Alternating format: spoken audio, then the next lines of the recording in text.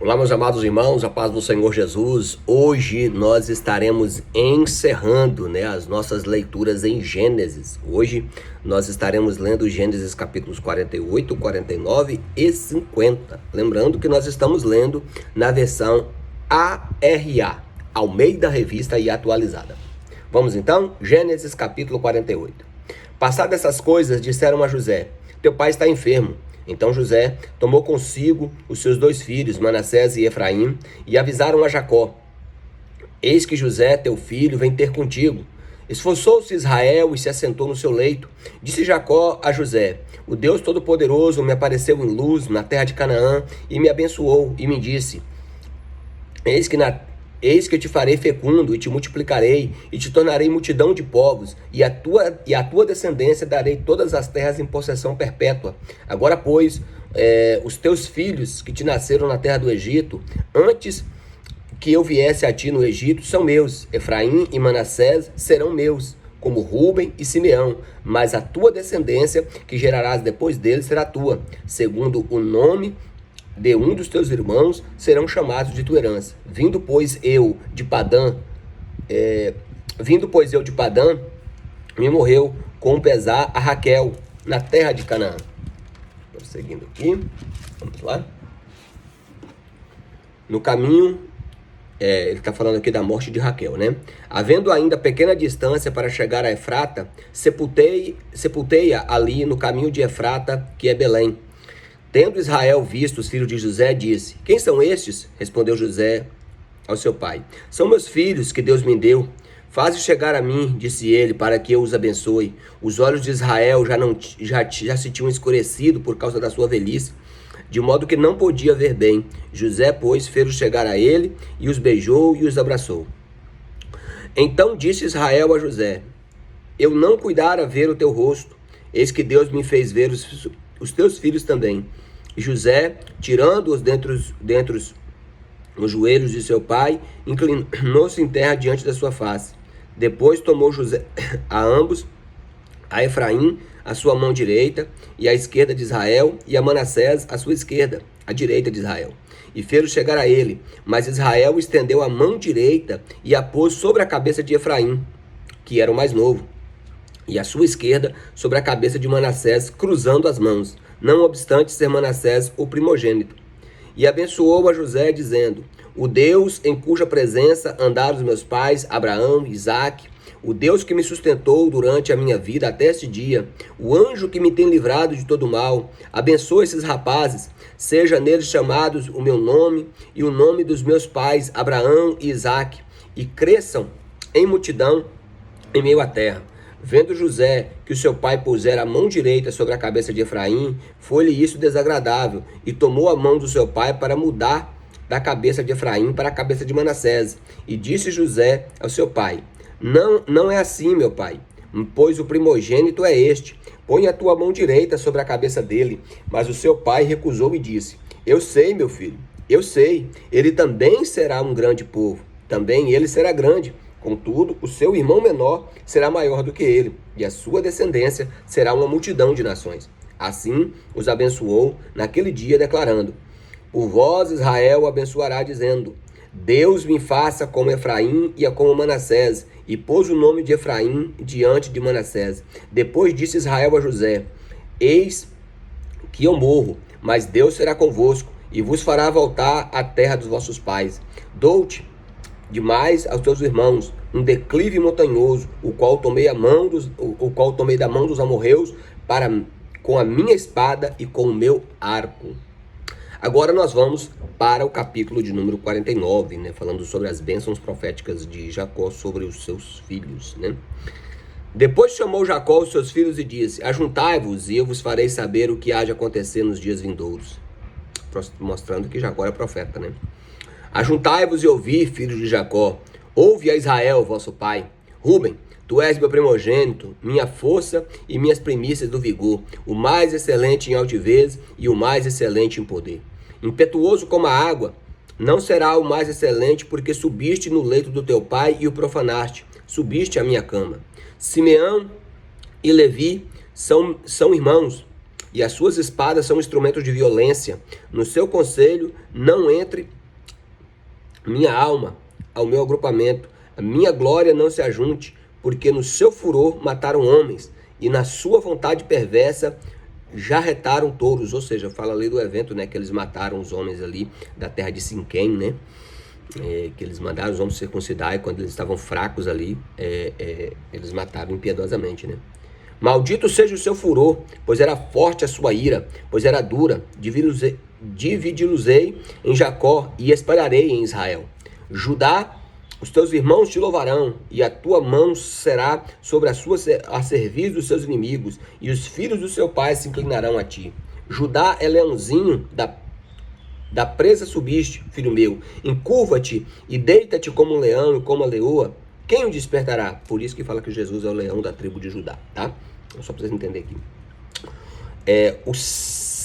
O cetro não se arredará de Judá, nem o bastão de seus pés, até que venha Siló, e a ele obedecerão os povos. Siló aqui é uma referência profética a Jesus, tá? Ele amarrará seu jumentinho à vide, e o filho da jumenta à videira mais excelente, e levará suas vestes no vinho e na capa, e em sangue de uvas. Mais uma referência profética aqui, tá? Os seus olhos são cintilantes de vinho, e os seus dentes brancos de leite. Zebulon habitará na praia dos mares, e servirá de porto de navios, e o seu limite se estenderá até Sidom. Issacar é jumento forte, de ossos fortes, de repouso entre os rebanhos de ovelhas. Viu que o repouso era bom e que a terra era deliciosa, baixou os ombros à carga e sujeitou o seu trabalho servil. Dan julgará o seu povo como uma das tribos de Israel. Dan será serpente junto ao caminho, uma víbora junto à vereda, que morde os talões do cavalo e que faz cair o seu cavaleiro por detrás. A tua salvação espero, ó Senhor. Mais um enunciado profético aqui, né? Gade, uma guerrilha o acometerá, mas ele a acometerá por sua retaguarda. Asser, o seu pão será abundante, e ele motivará delícias reais. Naftali é uma gazela solta, ele profere palavras formosas. José é um ramo frutífero junto à fonte. Seus galhos se estendem sobre o muro. Os flecheiros lhe dão amargura e atira contra eles e o aborrecem. O seu arco, porém, permanece firme, e os seus braços são feitos ativos pelas mãos do poderoso de Jacó. Sim, pelo pastor e pedra de Israel, uma referência ao Deus Todo-Poderoso.